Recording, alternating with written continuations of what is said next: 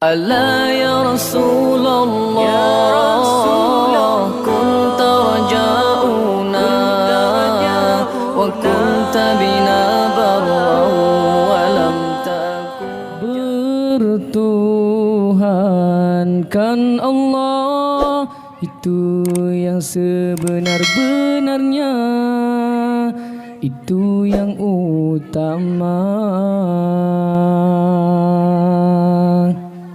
Ramai manusia yang hidup di dunia ini, berbagai cara dan gaya yang tersendiri.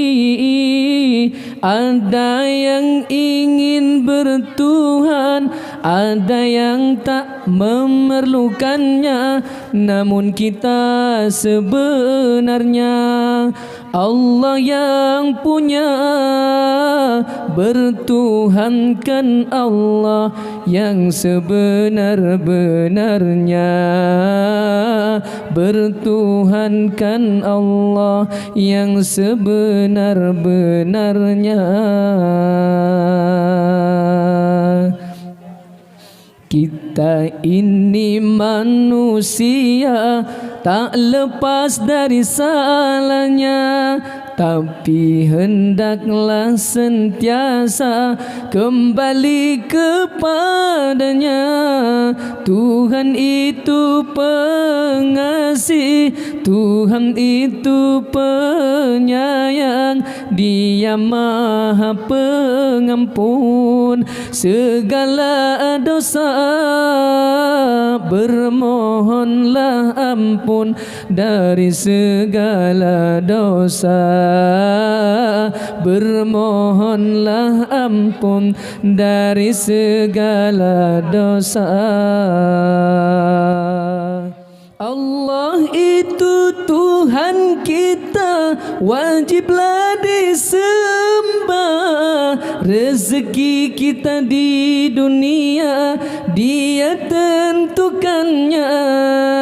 Allah itu Tuhan kita, wajiblah disembah.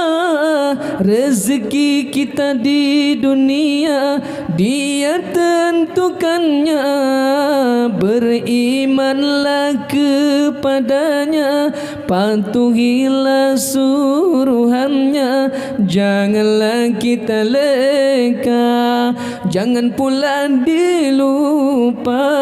Insan yang bertakwa Allah janjikan syurga. Insan yang bertakwa Allah janjikan syurga. Bertuhankan Allah yang sebenar-benarnya, itu yang utama.